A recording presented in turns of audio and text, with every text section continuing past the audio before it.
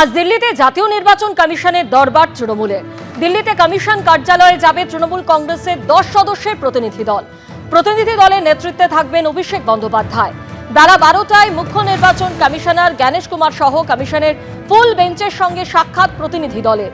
প্রতিনিধি দলে থাকবেন ডেরেক ওব্রায়েন, কল্যাণ বন্দ্যোপাধ্যায়, মমতা ঠাকুর, সাকেত গোখেলরা। প্রতিনিধি দলে থাকবেন রাজ্যের 3 মন্ত্রী মানস ভুঁইয়া, প্রদীপ মজুমদার ও চন্দ্রিমা ভট্টাচার্য।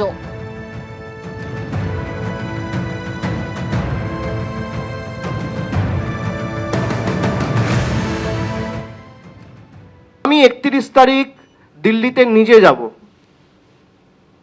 আমি নিজে চিফ ইলেকশন কমিশনের সাথে দেখা করে সদুত্তর চাইব।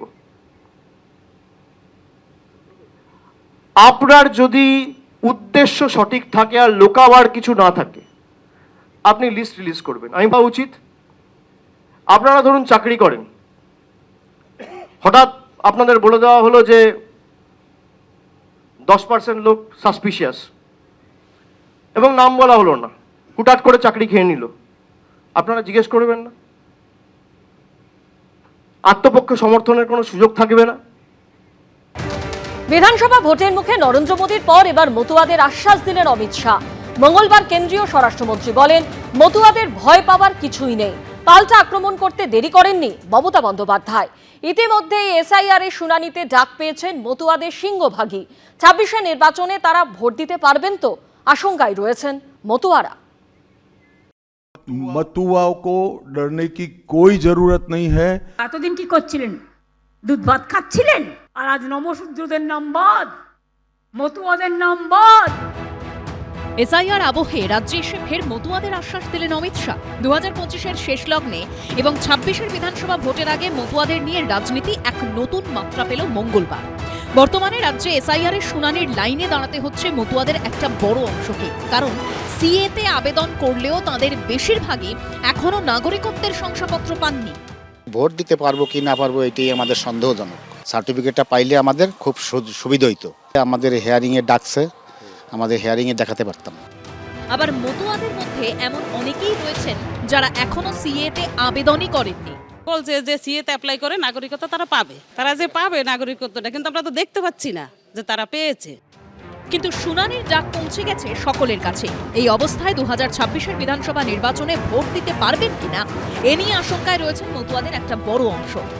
এই আবহে গত 20 ডিসেম্বর মতুয়া অধ্যুষিত রানাঘাটের সভায় অডিও বার্তায় নরেন্দ্র মোদীর মুখে হরিচাঁদ ঠাকুর থেকে বড়মার কথা শোনা গেলেও মতুয়াদের প্রশ্নের উত্তর মেলেনি।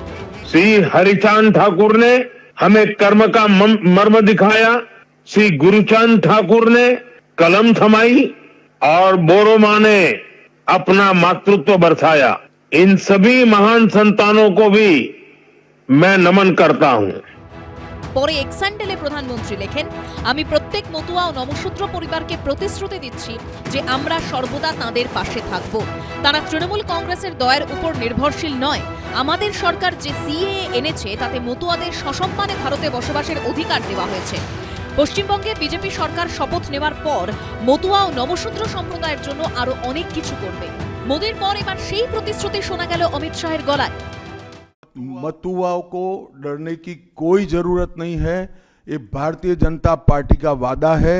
जो शरणार्थी बंगाल में आए हैं वो भारत के नागरिक है, इनका कोई नुकसान नहीं कर सकता, ममता बनर्जी भी नहीं कर सकती।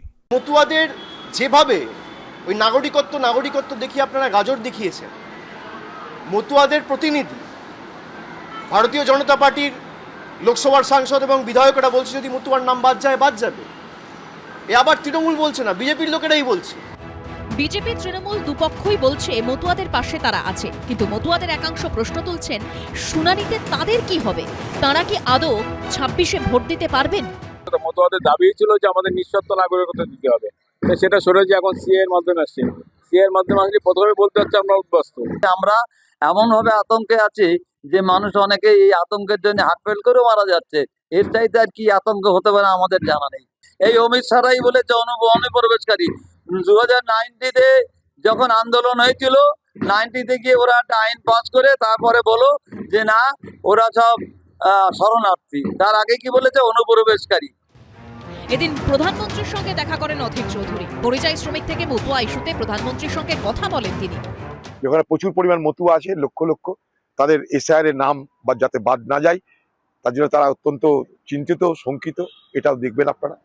আমি গতকাল অমিত শাহকেও চিঠি দিয়েছি, এর আগেও চিঠি দিয়েছিলাম অমিত শাহকে, এর আগেও প্রধানমন্ত্রীকে আমি চিঠি দিয়েছি এইসব বিষয়ে। আমি আমার মতো করে, যেহেতু আমি একসময় এমপি ছিলাম, অন্তত মুখটা চেনে, নামটা জানে, আমি চেষ্টা করি আমাদের চিঠি দিয়ে দেখা করে, এটা আমার কর্তব্য। এদিন খসড়া তালিকায় বাদ যাওয়া এবং এসআইআর এর শুনানিতে ডাক পাওয়া মতুয়া, নমশূদ্র সহ অন্যান্যদের নিয়ে নদিয়ার নাকাশীপাড়া ব্লক অফিসে বিক্ষোভ দেখান পলাশীপাড়ার তৃণমূল বিধায়ক মানিক ভট্টাচার্য।